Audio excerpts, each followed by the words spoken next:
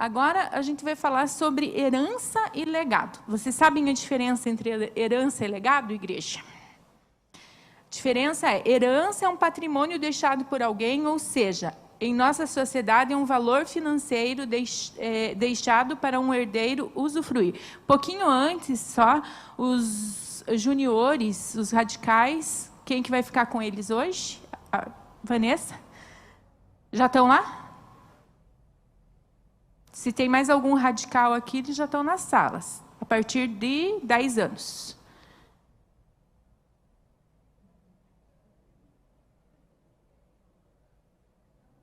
Amém? Então, a herança é um patrimônio, é um valor financeiro deixado para alguém usufruir. E legado? Legado é algo que a pessoa deixa para trás para ser lembrado, uma marca, uma contribuição para a próxima geração. Pode ser algo financeiro ou não. Se for financeiro, a pessoa vai ensinar o outro a gerir o patrimônio. Isso é um legado, não é só deixar, é ensinar. O legado tem a ver com o ensino. Nós ensinamos as meninas da Cristolândia a fazer esse artesanato. A missionária Raquel, vem aqui, por favor. Sobrou. Você não aprendeu esse artesanato, né? Então é um presente. Ai, gente. Obrigada, Deus abençoe. Obrigada a você. Esse daqui é uma herança. Você vai usar a herança, pode deixar para os seus filhos, você que sabe. Obrigada. Eu entregando o presente para ela é uma herança. E eu ensinando a fazer é um legado. Quando eu pego a Bíblia e entrego para o meu filho, assim, fechada, ela é uma herança, é algo de valor. Mas se eu abro a Bíblia e ensino a palavra de Deus, você está deixando um legado.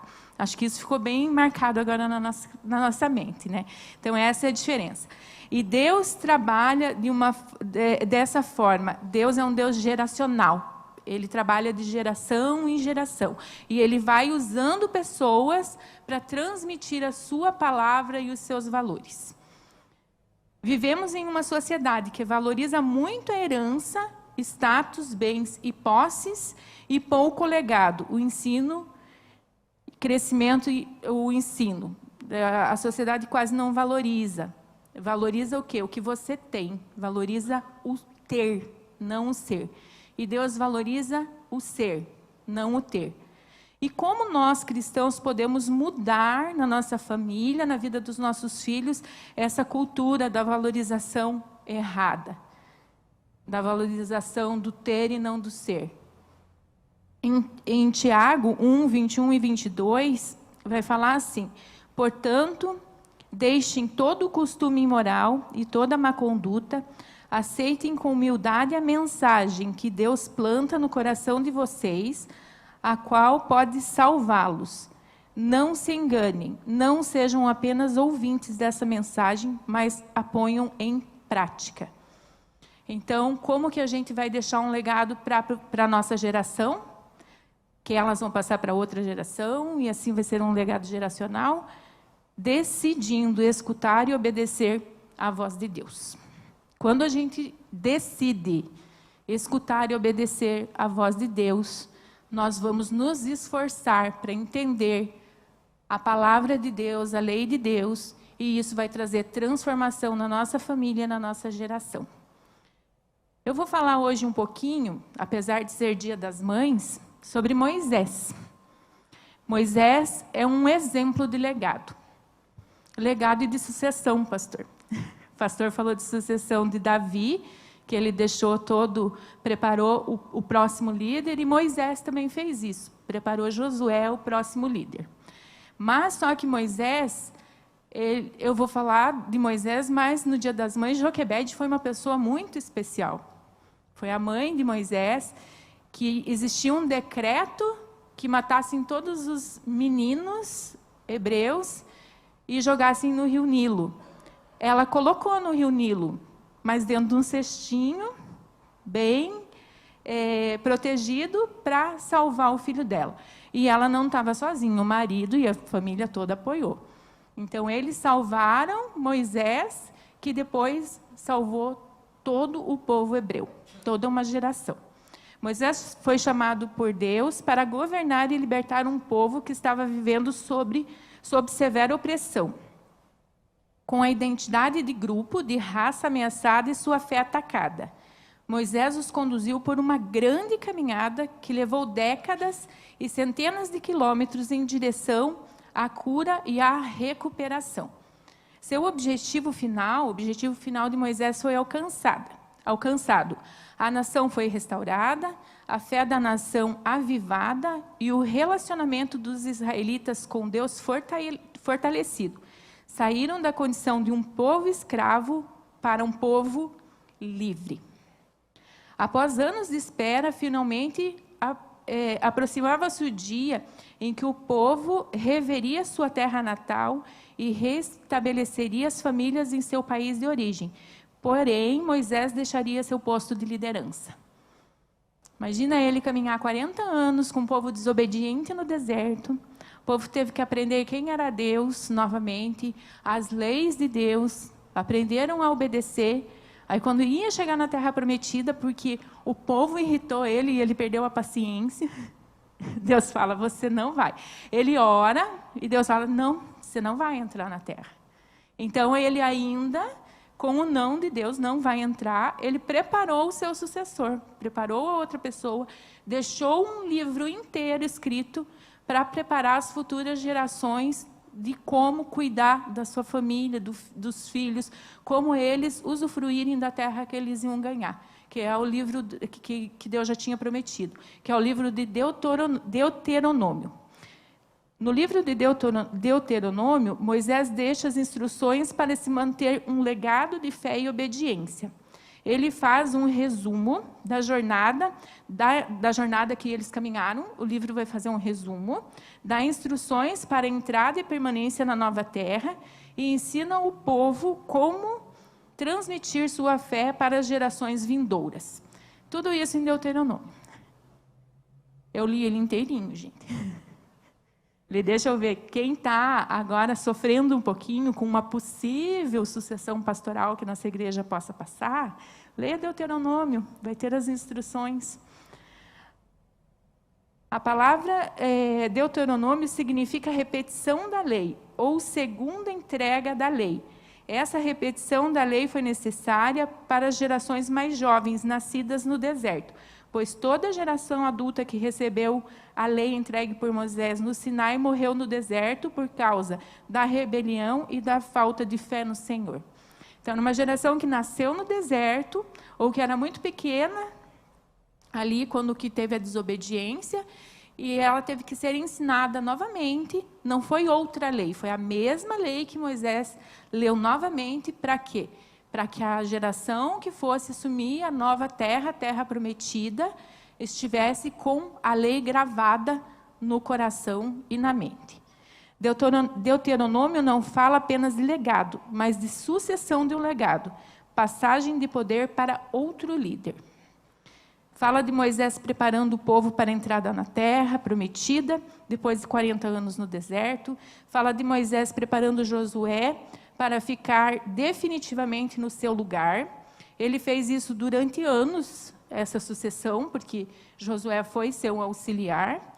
Mas no capítulo 31 e 32, Moisés e Josué ensinam juntos um cântico ao povo. E o cântico é o resumo de Deuteronômio. É o resumo de tudo o que aconteceu no deserto. Fala de Moisés preparando os israelitas para aceitarem a nova liderança, os novos desafios que enfrentariam. E ele alerta os riscos de viver com fartura. Por que ele escreve o livro? Porque eles estavam acostumados com escassez. No deserto era escassez. E eles entrariam numa terra muito rica, muito boa. E daí, Moisés tinha medo do povo se perder no meio da fartura. Por isso que ele orienta em Deuteronômio tudo. Se vocês fizerem isso, vai acontecer aquilo. Fala assim, e ele alerta lá, e para frente vocês vão querer um rei. Foi o que aconteceu. Se vocês quiserem um rei, vocês procurem um rei dessa forma. Então, ele foi muito usado por Deus, muito visionário, e alertou todas as áreas deles. A área moral, a área espiritual, tudo. Então, Moisés foi um líder segundo o coração de Deus. A instrução de Moisés aos israelitas pode ser usada hoje pelas famílias, para que a lei do Senhor possa ser gravada na mente e no coração, e a obediência e a bênção de Deus possam passar de geração em geração, até quando? Até a volta de Cristo. Ele ajudou as pessoas a construírem sua fé e aquilo que as definia enquanto povo escolhido. Ele ajudou elas a definir a definição do quê? Da identidade deles, da identidade como povo, da identidade com Cristo. E hoje nós estamos precisando disso novamente?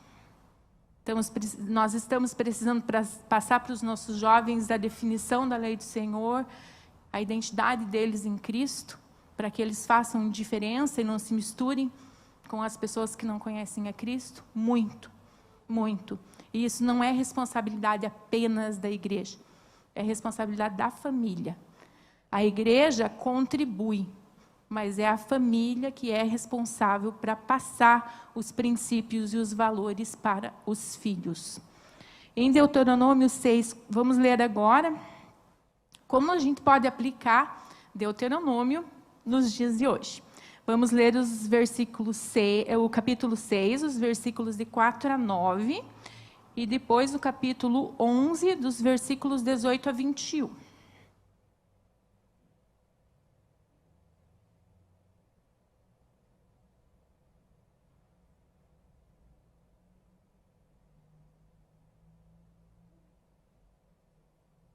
Então, uma pregação de 3 pontos. O primeiro ponto é como deixar um legado para a sua geração. Escute, povo de Israel, o versículo 6, 4. Escute, ó povo de Israel, o Senhor e somente o Senhor é nosso Deus. Portanto, amem o Senhor nosso Deus com todo o coração, com toda a alma e com todas as forças. Guardem sempre no coração as leis que eu lhes estou dando hoje, e não deixem de ensiná-las aos seus filhos. Repitam essas leis em casa e fora de casa, quando se deitarem e quando se levantarem. Amarrem essas leis nos braços e na testa, para não as esquecerem, e as escrevam nos batentes das portas das suas casas e nos seus portões. Versículo Deuteronômio 11, versículo 18 a 21.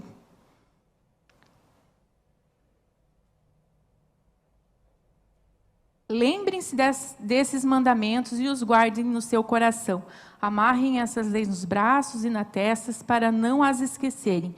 E não deixem de ensiná-las aos seus filhos. Repitam essas leis em casa e fora de casa, quando se deitarem e quando se levantarem. E as escrevam nos batentes das portas das suas casas e nos portões. Assim vocês e os seus descendentes viverão muitos anos na terra que o Senhor Deus jurou dar aos nossos antepassados. Enquanto o mundo existir, vocês viverão naquela terra. Eu errei? Eu li 2 vezes o mesmo capítulo? De tão importante que esses versículos são. No mesmo livro, Deus colocou 2 vezes praticamente a mesma coisa, para a gente não se esquecer da lei do Senhor. Então, está bem explicadinho aqui em Deuteronômio a importância do quê? Da gente honrar a Deus e aprender a palavra e transmitir isso para a nossa geração. Para deixar um legado, nós precisamos... para deixar um legado, Deus precisa ser o centro da sua vida e da sua família. Nós precisamos colocar Deus no centro da nossa vida e da nossa família para a gente conseguir deixar um legado espiritual para os nossos filhos. Ou para a nossa geração, para quem não tem filhos. No versículo 4 de Deuteronômio 6:4 vai dizer: escute, povo de Israel, o Senhor e somente o Senhor é nosso Deus. Portanto, amem o Senhor nosso Deus com todo o coração, com toda a alma e com toda a força. E eles escreviam nas portas das casas deles isso mesmo, porque os israelitas eram a única nação que acreditava em um único Deus. Todas as nações em volta eram politeístas, eles acreditavam em vários deuses. E como colocar no coração dos filhos dele, daquela geração, que existia um único Deus? Eles escreviam na porta e recitavam de manhã e à noite, de manhã e à noite. Adonai é o Senhor, Adonai é o Senhor, Deus é o Senhor, Deus é o Senhor. E é isso que, como líderes e como pais, a gente tem que fazer na nossa geração.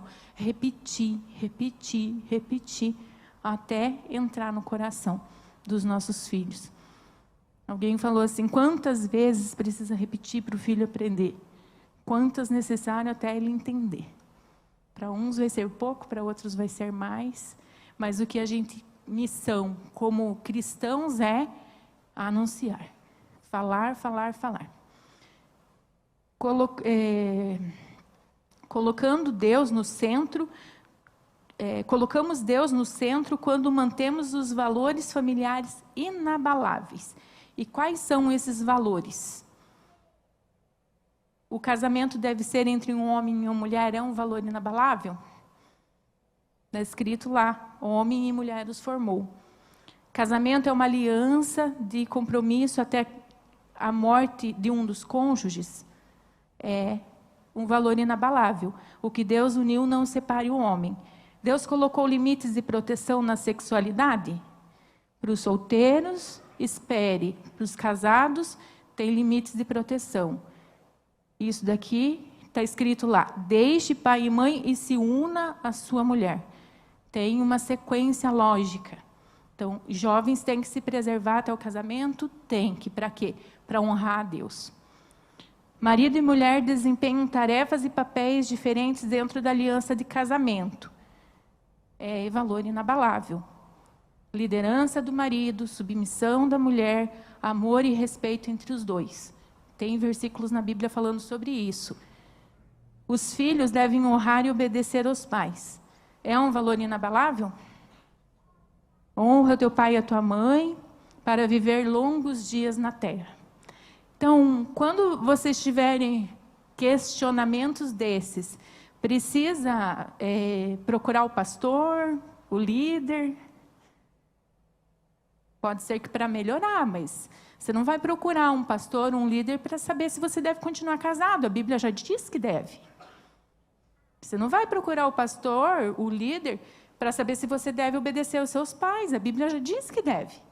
Isso aqui são valores inabaláveis, que esses valores deveriam já estar plantados no nosso coração. Não deveriam gerar dúvidas na nossa vida. Esses valores são bíblicos e inquestionáveis. Agora vamos ver uma estatística de quando esses valores não estão presentes na família. É uma estatística americana, mas eu acho que no Brasil é um pouquinho pior. Quase metade do casamento ainda termina em divórcio. Quase 1 milhão de crianças sofrem abuso todos os anos. A segunda maior causa de morte entre adolescentes é o suicídio. 22% das mulheres já sofreram violência doméstica. O número é representado na pesquisa feita nos Estados Unidos, mas a situação no Brasil é pior. Não temos mudanças dessas estatísticas quando vamos analisar os lares brasileiros que se intitulam evangélicos. E por que não tem essa diferença? Se a gente conhece o evangelho e se diz evangélico, por que não muda essa situação dentro da nossa casa? Porque normalmente não se lê a palavra de Deus e não se obedece a palavra de Deus. Isso acontece porque Deus não está no centro da vida das pessoas e das famílias. As pessoas precisam ter a visão de eternidade, precisam conduzir suas vidas visualizando a eternidade. Nós valorizamos muito o ser, o ter, não o ser. O ser é de Deus. Nós usamos mesmo dentro das igrejas, a gente não coloca Deus no centro. Mantendo o foco no fim e na eternidade. Como que a gente pode fazer isso? Para a eternidade ou para Deus, não importa quanto você tem de conhecimento e de prosperidade. Não importa a sua conta bancária, seu modelo de carro, se o seu filho é o melhor aluno da escola, se tira boas notas, se fala várias línguas ou se tem destaque em algum esporte. Não é um instrumento de medir que Deus usa. Esse parâmetro não é o parâmetro que Deus usa para medir. Deus vai analisar a sua fé, o seu coração. Estamos mais empenhados em criar filhos para se destacarem aos padrões do mundo do que filhos que agradem e obedeçam a Deus. A obediência a Deus é tão importante que nos 34 capítulos de Deuteronômio, eu contei, pode ser que eu perdi algum, tem 43 vezes escrito obedeçam. Em 34, então tem mais de uma vez, seria mais de uma vez por capítulo, de tão importante do que escutem e obedeçam, não apenas escutem. Se cada membro da família não conhecer verdadeiramente a Deus, se não entregar sua vida ao senhorio de Cristo, sua eternidade está comprometida e o seu relacionamento familiar está fadado ao fracasso. Se Deus não for o centro da sua vida e da sua casa, muita coisa vai fracassar. Precisamos priorizar o que realmente importa. E o que importa é obedecer a Deus. Jesus precisa ser o Salvador e o centro da sua vida. Temos até uma facilidade de admitir, eu aprendi isso no Vida Plena com as mulheres, que nós temos uma facilidade de admitir que Jesus é Salvador. Porque nós vivemos num país cristão. E todo mundo sabe que Jesus morreu na cruz, que Jesus salva. Salvador pessoal, alguns já têm mais dificuldade, mas que Jesus é Salvador, todo mundo sabe. Mas temos uma imensa dificuldade em admitir que Ele é o Senhor de todas as áreas da nossa vida. Ele é o Senhor dos nossos filhos, do nosso casamento, das nossas finanças, da nossa casa, do nosso carro, da igreja que nós congregamos e da nossa vida. Se Ele for Senhor de todas as áreas da sua vida, seus relacionamentos vão melhorar. Você vai amar as pessoas que estão à sua volta com o amor dele, vai tratar o seu filho com o amor dele, vai cuidar do seu casamento com o amor dele, vai administrar as suas finanças com a sabedoria dele. Se Jesus é o centro e se a gente entrega todas as áreas da nossa vida, vai ter mudança em todos os relacionamentos que a gente tem. Nós aprendemos isso no Vida Plena, na primeira aula, que é entregando o controle. E quando a gente passa um pente fino mesmo, para saber quais são as áreas que a gente não entregou o controle, Deus mostra. E às vezes as áreas que... Às vezes não, sempre as áreas que estão com problema no seu casamento ou na sua vida, é porque ainda não estão entregues na mão de Deus. Não estão sendo aplicados princípios da palavra de Deus naquelas áreas. Se mantivermos o foco em Deus, nossa identidade é reforçada e nosso destino moldado. O que Moisés está dizendo para o povo é: não se distraiam do alvo certo. Não se esqueçam quem é o seu Deus. Por isso que ele falava: Senhor é nosso Deus, o Senhor é nosso Deus, o Senhor é nosso Deus. Por quê? Porque ele queria que todo o povo obedecesse. Quando Jesus é o Senhor da nossa vida e dos nossos relacionamentos, o divórcio não é uma opção, o abuso é visto como um crime, a vida é priorizada e a violência doméstica é condenada. Nossa família faz parte de algo maior. Deus deseja mostrar o seu poder redentor através de nós. É essencial que cada família estabeleça sua casa como um lugar onde quem ocupa o centro seja Deus. Como famílias, crie estratégias visíveis para mostrar que Deus está no centro da sua vida e família. os israelitas colocavam na porta, escreviam na porta. Se vai ser pedagógico para a sua família, escreva. Lá em casa, como eu tenho que dar exemplo do que eu vivo, né? Então, lá em casa, tem muitas famílias que fazem memoriais, fazem lá um espaço com memorial de tudo que Deus fez na família.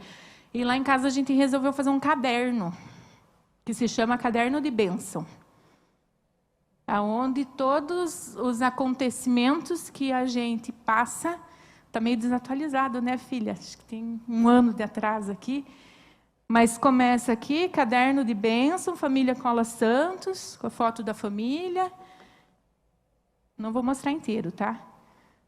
E daí o quê? Casamento, nosso casamento. Aí começa nascimento de filho, a gente coloca batismo, coloca as conquistas escolares, coloca nossas viagens, que a gente ama viajar e a gente recebe isso como bênção do Senhor. E é o nosso caderno de memorial do que Deus fez. Vai ter só coisa boa?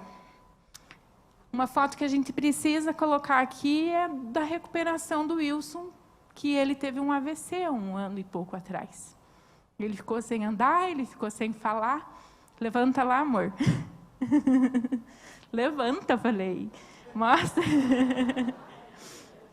Jesus restaurou, Jesus deu um milagre da vida novamente a ele, Jesus restaurou a fala, o andar, a memória ficou sempre intacta, ele é muito mais esperto que eu sempre, em todas as áreas. Ele é um líder da nossa casa, mas é uma coisa que a gente vai ter que pôr aqui para lembrar nas gerações o milagre que Deus fez na nossa vida. É um milagre, e Ele fez milagre, e Deus faz milagre hoje em dia. Em segundo, nós precisamos guardar os mandamentos no coração. Isso o pastor já falou, a gente não tinha combinado, mas ele já falou aqui no momento da oferta, que tem que o quê? Entrar no coração os mandamentos do Senhor. No Deuteronômio 11:18 vai falar assim: lembre desses momentos e os guardem no seu coração, amarrem essas leis nos braços e na testa para que não as esqueçam. E como podemos guardar os mandamentos no coração? Primeiro, desenvolvendo uma fé relacional. Até Deuteronômio ali, as pessoas obedeciam a Deus por medo. Por medo. A partir desse versículo que falava que era para guardar a fé no coração, mudou. Não é mais por medo, é por medo e por não é mais por medo, é por amor. Vocês vão obedecer a Deus porque Ele é um Deus amoroso. E depois só confirma com a vinda de Jesus Cristo. Você guarda no coração aquilo que você entende que é importante. Precisamos desenvolver uma fé relacional. Guardar os mandamentos no coração é o que separa um sistema religioso de uma fé baseada em relacionamento. Se você só obedece por medo, você está vivendo um sistema religioso, não uma fé genuína em Jesus. Nossa fé não pode se tornar um sistema de regras. Nossa fé precisa ser baseada em relacionamento. Esse relacionamento está baseado no amor e obediência. Amor sem obediência também é rebeldia. Acho que pode fazer tudo. Tem que ter os dois. A fé em Deus não resulta de elementos externos. Ela é interna e é o resultado do que acontece no nosso coração.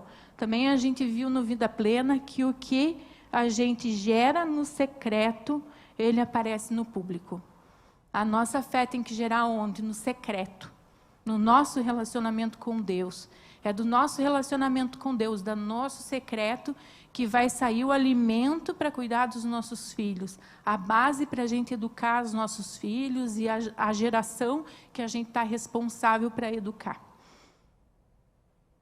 Por isso é tão importante saber alcançar o coração dos nossos filhos, para que o legado de fé seja transmitido para a próxima geração. Sempre que transmitimos regras, práticas ou verdades fora do contexto do amor genuíno e atraente, estabelecemos uma religião vazia. Já viu que muitas igrejas só colocam regra? Muitas que se dizem igrejas só colocam regra. mas sem amor não gera fé. Moisés estava mostrando ao povo, nesse versículo, que eles não deveriam mais obedecer às regras por medo, e sim por amor a Deus. E isso vem a se confirmar mais tarde com a morte de Jesus na cruz. Vamos a Ele por quê? Vamos a Jesus por quê? Porque Ele nos amou primeiro. Vamos a Jesus porque Ele nos aceita como estamos. Mudamos o nosso estilo de vida por amor e obediência, pois queremos que as outras pessoas conheçam o amor transformador de Cristo.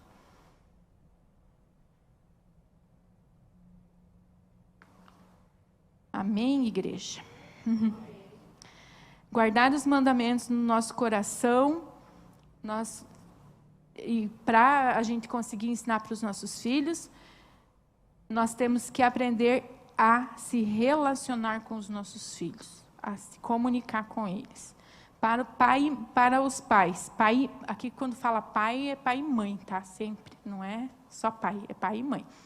Vale um alerta relevante, não basta explicar por que uma regra existe e como é funcional para que o filho queira obedecê-la e para que eles mudem de comportamento. Não adianta você colocar uma regra e falar que regra é regra, e você sabe que vai funcionar, porque se o filho não entender para que serve essa regra, ele não vai querer obedecer. Uma das coisas mais impactantes que um pai pode fazer na vida do seu filho é aprender a se comunicar com ele, com cada filho, de forma que valorize o relacionamento. A obrigação de saber se comunicar com o filho é do pai, não é do filho. O pai é mais maduro. É ele que tem que aprender a se comunicar com o filho em qualquer idade, até na adolescência. Até na adolescência. Quando pequeno, porque adolescente, às vezes vão querer impor algumas regras em casa, mas as regras são ainda da família. O respeito às regras é um subproduto do quê? Da confiança. Não adianta apenas dizer, leia a Bíblia, porque é necessário. Você vai falar para o teu filho, leia a Bíblia porque é necessário, quando ele tem 5 anos, quando ele tem 6 anos, quando ele tem 10 anos. Ele vai ter vontade de ler se você falar, leia a Bíblia porque é necessário? E se você falar, leia a Bíblia porque é a palavra de Deus, ele vai ter vontade de ler? Um adulto sabe da importância disso. Mas se você dizer assim, leia a Bíblia porque ela mudou a minha vida, e dá o exemplo do que a Bíblia mudou na sua vida, ele vai ter vontade de ler? Ele vai. E tem horas, se ele é pequeno, que você vai ler com ele. Depois ele vai ter maturidade para ler sozinho. Mas os pais, muitas vezes, colocam os filhos em bolhas, ou se querem colocar perfeitos perante os filhos. A gente tem que falar os nossos erros, as nossas falhas para os nossos filhos também, para eles verem que nós não somos super-heróis, que nós temos falhas, mas que nós estamos tentando mudar e que com a ajuda de Deus a gente consegue superar essas falhas. Porque senão eles vão pensar que nós somos seres perfeitos, quando eles verem qualquer defeito na gente, eles vão perder a confiança. E não é isso que a gente quer, a gente tem que compartilhar até as nossas dificuldades e as nossas provações, claro, tudo com maturidade de cada idade. Uma das maiores dádivas que podemos dar aos nossos filhos é simplesmente provar-lhes que somos dignos de sua confiança até o fim. Eles precisam aprender a confiar na gente. Eles precisam aprender a amar a gente. A confiança deles na nossa pessoa, na minha pessoa, é abalada toda vez que disciplino com ira, uso palavras que comuniquem rejeição, ignoro a voz deles, não tento entender quem eles realmente são e quebro as minhas promessas essenciais. Se a gente quebrar as promessas essenciais, eles não vão confiar mais na gente. Se a gente disciplinar com ira, eles vão ficar revoltados. Se a gente criticar e rejeitar eles, eles não vão nos amar e não vão ter confiança na gente. Quando decidimos amar a Deus de todo o coração e alma, essa decisão se reflete no nosso modo de viver. Você ensina seu filho com seu exemplo. né, no exemplo. Ele vai querer orar se ele vê um pai e uma mãe orando, ele vai querer ler a palavra de Deus se ele vê um pai e uma mãe lendo a palavra de Deus em casa. Não é com palavra, é com exemplo que eles aprendem. Um relacionamento baseado no amor e na obediência vai gerar confiança para o resto da vida. De forma prática, como que a gente pode aplicar isso no coração dos nossos filhos? Eu vou falar lá de casa de novo. Lá de casa de novo. Não pense que nós somos pais perfeitos. Nós estamos aprendendo ainda. Temos um pouquinho de experiência, mas não muito, né? 17 anos, a Ana foi a cobaia. Criem momentos de valorização em família, comemorem cada conquista e agradeçam a Deus. E lá em casa, para marcar isso no coração e na mente deles, a gente tem um prato vermelho. Toda vez que alguém conquista alguma coisa, ele vai comer no prato vermelho, dizendo que ele é uma pessoa especial. Pode ser qualquer cor, mas lá em casa a gente elegeu o vermelho. Então, passou em alguma atividade difícil na escola, vai comendo, teve uma honra ao mérito, vai comendo prato vermelho. Agora tem que ter 2, que esses tempos 2 tiveram, não tinha 2 pratos. Aí teve o batismo na igreja, dia de festa, dia de comemorar, vai comer no prato vermelho. Eu só que menos como, hoje foi dia das mães, esquecer de pôr prato vermelho lá em casa. Mas o quê?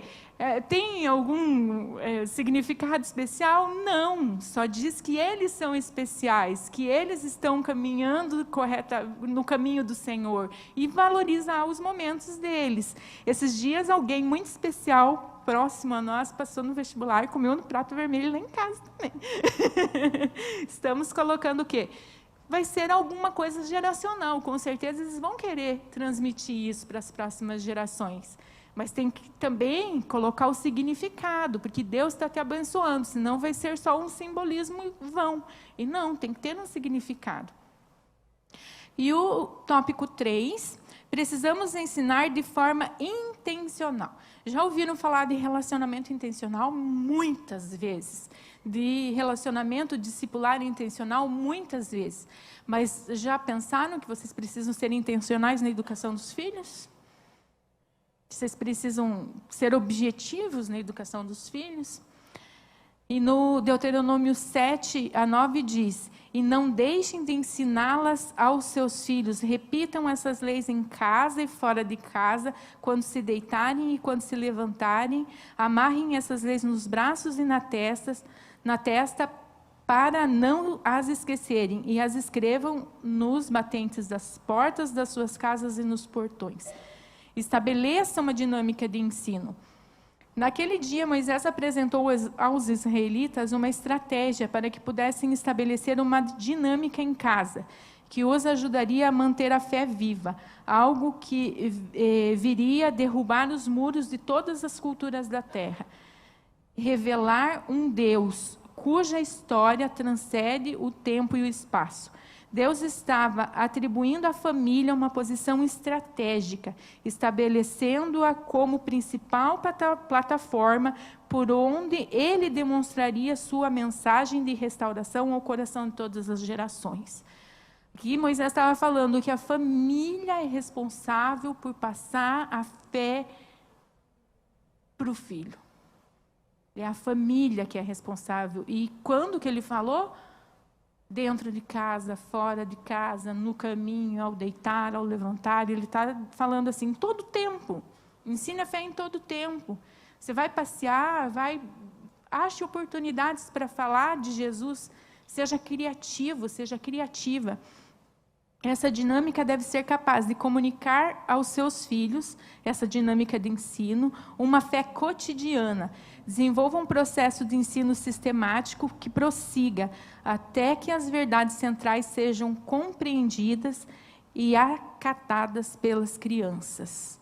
Como pais, somos dispenseiros, nós somos mordomos das verdades eternas.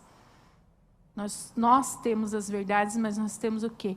Que ensinar, que colocar à disposição deles. Quando eles são bebês de uma forma, quando eles são crianças de outra forma, quando eles são adolescentes de outra forma, depois que eles casam com mentoria. Não ser aquele pai entrão na vida, está disposto a mentorear eles quando eles precisarem de ajuda. Um exemplo do que aqui eu falei, que estabelece ensino, tem um casal aqui na igreja que eles trabalham com libertação. E daí eles sempre viram as crianças, e a criança era pequena, e eles sempre viram os pais atuando, e expulsando o demônio quando precisa, tudo. E um dia a mãe foi para a praia com a criança e foi ser bem pedagógica com a criança. Olha, se um dia o homem mau, se alguma pessoa má chega perto de você, você grita. Ele, todo empoderado, falou, não, se o mal chegar perto de mim, eu digo, sai em nome de Jesus. O que é isso? É a fé do pai. Ele achou que com uma pessoa que ia raptar ele, funcionaria. No nome de Jesus, poderia funcionar muito bem, né? Ele falou, não, eu falo, sai em nome de Jesus e a pessoa não vai me atacar. Então, olha o exemplo, era pequenininho, nem sabia falar direito, mas sabia que se falasse, sai em nome de Jesus, o mal saía da pessoa. E ter uma abordagem diferente de ensino para cada situação do cotidiano da vida.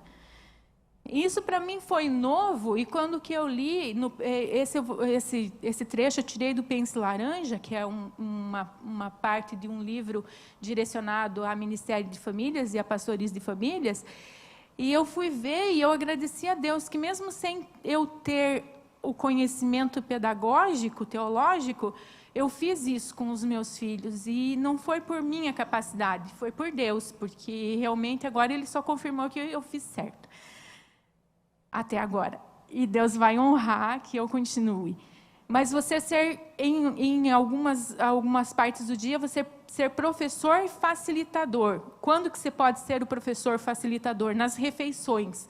Conversar de forma formal e ali nas refeições, sentado à mesa, que poucas famílias fazem, você estabelece princípios e valores. E é ali que você pode falar de valores para os seus filhos. Ser amigo do filho, que tem pai só querendo ser amigo. Não, você tem que desempenhar todos os papéis. Aqui eu vou falar de professor, de amigo, de conselheiro e de treinador. Mas o amigo é aonde? No tempo de carro, quando você vai buscar na escola, no ônibus, andando a pé, quem não vai de carro. E aonde que você vai ter aqui um diálogo informal com o seu filho nesse momento. Interpretar a vida, escutar ele e mostrar os perigos. E eu lembro muito que quem fala bastante lá em casa é a Ana, não é o Dani, não. Eu falei que era dia de exposição. Quando que eu ia buscar ela na escola, pelo rostinho dela, eu já sabia se tinha acontecido alguma coisa. Então, ela já chegava no carro e falava, o que aconteceu? Daí, até em casa falando. Mas o que eu estava sendo ali? Amiga. O Dani fala menos, mas fala também. Conselheiro na hora de dormir, com uma conversa íntima e cultivar intimidade.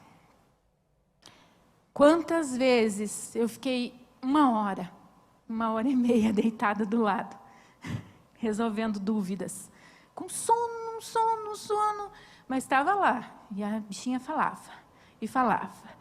Mas estava o quê? Era um momento de falar de Jesus. Um momento do quê? De ter intimidade. E foi numa dessas conversas com ela, lendo passagem de Páscoa, de Êxodo, que ela perguntou se ainda precisava ter sacrifício. E eu falei que não, porque Jesus já morreu no nosso lugar. E eu acho que ela tinha 5 anos. Ela falou, e como que eu faço para ter esse Jesus? E ela aceitou Jesus com 5 anos de idade. E depois, em outra conversa, o Wilson testemunha que foi com o Wilson, quando que eu estava no Jesus Transforma, em Tagaçaba, que o Daniel entregou a vida para Jesus com a orientação dele. E treino de manhã ao acordar. Qual que é o treino de manhã ao acordar? Palavras de incentivo, implantar sementes emocionais no coração da criança. Dizer o quanto que ele é importante, o quanto ele é precioso, o quanto ele é capaz, o quanto ele consegue fazer as coisas. É nosso dever, porque o mundo, as pessoas, até as crianças que convivem com eles vão falar o contrário. Mas se pai e mãe falaram, eles vão acreditar e vão confiar e vão estar com o emocional deles abastecido. Educação que deixa um legado precisa de qualidade e quantidade de tempo. Eu falei para vocês que eu ia buscar ela na escola, porque nós passamos no início do casamento, a gente já casou e já queria filho, e a gente demorou para engravidar. E quando eu engravidei, com 24 semanas, eu perdi. A gente perdeu o nosso primeiro filho. E daí a gente foi redescobrir o valor das coisas de Deus. E eu decidi não trabalhar mais. Eu falei, quando eu engravidei, eu vou cuidar dos nossos filhos em casa. E é uma batalha, gente. Valorize a mulher que fica em casa. Valorize a mulher que se dispõe a fazer isso. Porque toda a crítica e todo o amor vem do mesmo lugar. Mas eu entendi do Senhor, eu sei que tem muitas mães que precisam trabalhar, que não têm esse privilégio de ficar em casa. Para mim, eu acho isso um privilégio muito grande.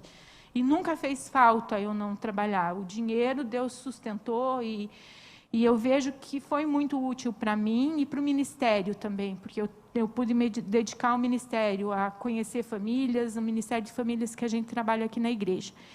Então, tempo não é só tempo de qualidade, você tem que ter de quantidade de tempo também. Não troque teu filho por nada, não troque por jogo de futebol, não troque teu filho por nada nesse mundo, por novela, por nada. No tempo que você estiver com ele, esteja com ele, preste atenção nele, converse, ensine, porque isso vai fazer o quê? Relacionamento, vai gerar relacionamento e qualidade de confiança. E para frente eles vão te honrar e te respeitar e acreditar e seguir os teus conselhos. As famílias que passam mais tempo de qualidade juntas aumentam a capacidade de exercer um impacto positivo na fé dos filhos. Então era isso que eu tinha para falar hoje. As pessoas que não tinham esse conhecimento, que já têm os filhos crescidos, perderam tudo? Não. Vocês podem orar e transmitir os valores, mesmo depois de crescidos. Orem, orem, orem, orem, orem. Nunca deixem de orar pelos filhos. Falem de Jesus. Peçam para pessoas falarem de Jesus para eles. Orem para Deus colocar juízes do Senhor ao redor deles. E nunca percam a esperança que eles vão entregar a vida deles para Jesus. Vocês são os principais intercessores dos seus filhos. Se você teve uma infância difícil e não deixaram um legado bom para você, não adianta ficar olhando para trás. A gente fala, não adianta ficar olhando no retrovisor, olhando para a brisa, porque tem muita coisa ainda para frente para acontecer. Mas se eu não tenho filhos? Aí eu falei tudo isso, mas eu não tenho filhos. Ensine e transmita os princípios como líder de célula. O sucessor de Moisés não foi um filho dele. Não foi um filho dele. Eram de outra tribo. Então, se você não tem filho, como líder de célula, você pode passar para os seus liderados. Mas eu não sou líder de célula. E daí? Ensina e transmita os princípios para a pessoa que você está discipulando. Mas se eu não discipulo ninguém, daí reveja a sua forma de ser igreja. Se você não é líder de célula, se você não discipula ninguém, se você não fala do amor de Jesus para as pessoas, então reveja seu modo de ser igreja e comece a trabalhar na obra do Senhor. Em Deuteronômio 30, de 11 a 19, vai falar assim: hoje estou deixando que vocês escolham entre o bem e o mal, entre a vida e a morte, se vocês obedecerem aos mandamentos do Senhor, nosso Deus, que hoje estou dando a vocês, e o amarem e andarem no caminho que Ele mostra, e cumprirem todas as suas leis e todos os seus mandamentos, vocês viverão muito tempo na terra que vão invadir e que vai ser de vocês.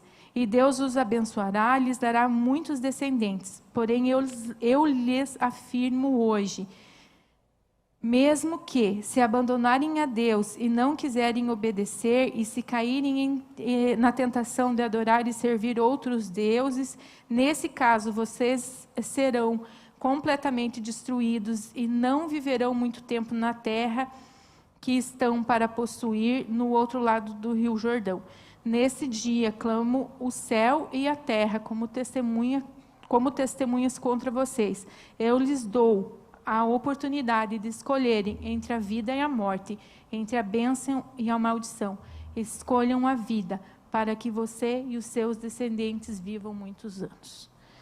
Deus está dando a oportunidade de a gente escolher entre abençoar, entre escolher obedecer a Deus ou não.